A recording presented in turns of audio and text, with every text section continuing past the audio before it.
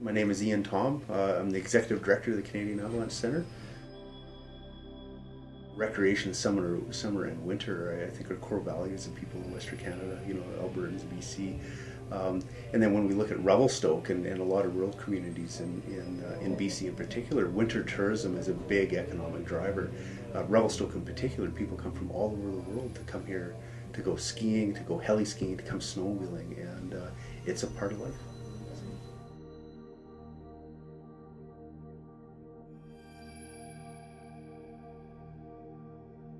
A lot of people who get into skiing eventually realize that skiing at a ski resort provides one experience, but then skiing in the backcountry provides a whole new world. The wilderness in Western Canada is huge, and to learn how to travel in the backcountry in the wintertime, you have to learn about avalanches.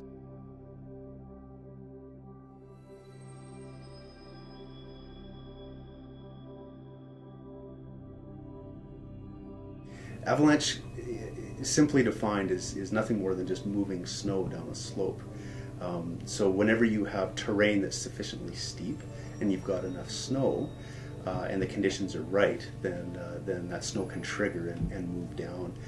We think of snow as quite light, snowflakes. We can blow them off our gloves. But anyone who's shoveled their driveway knows how heavy snow can get. So when you put snow in motion, it actually can become quite destructive, and it can obviously hurt people. It can destroy trees, it can derail a train, it can destroy a house, or even large enough avalanches could take out the entire town of Revelstoke.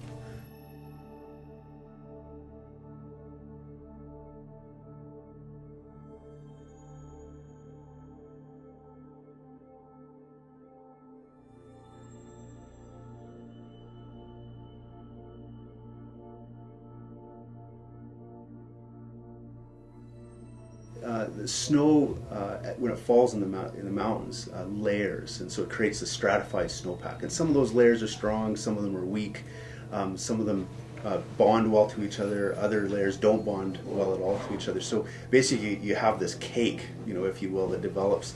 And when there's a trigger, it could be, the sun comes out and rapidly heats the slope, or it could be a skier or a snowmobiler, and their weight on the slope. There's lots of different conditions, or lots of different triggers, but when there's a sufficient trigger, what it can do is trigger those layers in the snowpack, and so they fail, and then the layers start to move down like a slab down the slope, and they can get quite large. The widest avalanche I've ever seen was 4 kilometers wide. Some researchers have guessed, about how many naturally occurring avalanches happen in Western Canada every year, and I think it's just a guess, but I've heard 1.5 million.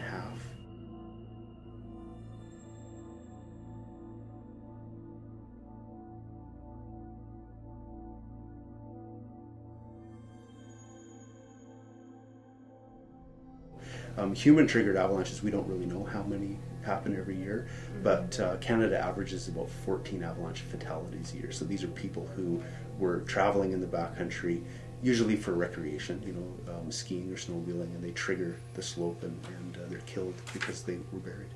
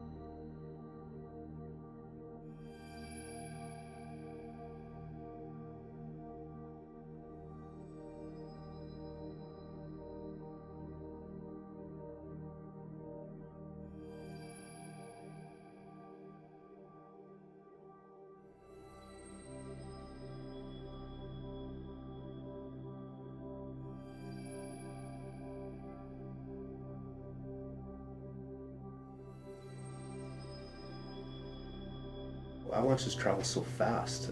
Some avalanches can travel upwards of 200 kilometers an hour. So once they start into motion, there's not much we can do. So there's a couple of sort of rules of thumb if you're caught in an avalanche. First thing, get out of it. So if you're in an avalanche, try to sled or ski off to the side or run away from it. Yell avalanche so other people you're with know that something has happened so they don't get hit by it. But if you're actually in the avalanche and it's taking you off your feet and you're now in the flow of the debris, then try and discard your equipment, get your skis off, push your sled away from you. If you've got an avalanche balloon pack, which is a special pack that you can detonate, and it a lot like an airbag in a car, it helps prevent burial, so detonate that. But generally a swimming motion is what people say to keep it to the surface.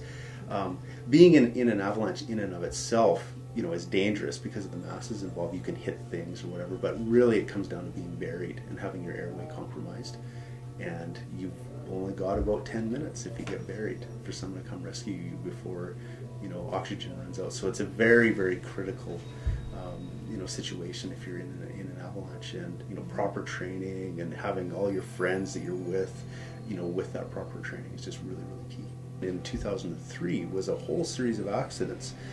There were 7 school kids that were killed in an avalanche up at Rogers Pass. And a little way also around that same time there was a group of 7 skiers that were killed just north of Revelstoke in a separate accident as well. By the end of that winter there were 29 fatalities due to avalanches. And government got together, the federal government, the provincial governments of Alberta and BC, the industry got together, and they all said, hey, we need an organization that's really focused on public avalanche safety.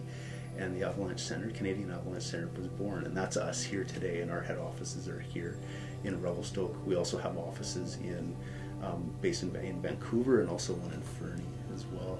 And our mandate is really to help coordinate public avalanche safety initiatives across Canada. So we work with other agencies that have public avalanche safety programs, like the Government of Alberta, Parks Canada as well. We work with pretty much anyone who's involved in avalanche safety, but our focus here is public safety. So we produce public avalanche warnings, daily forecasts.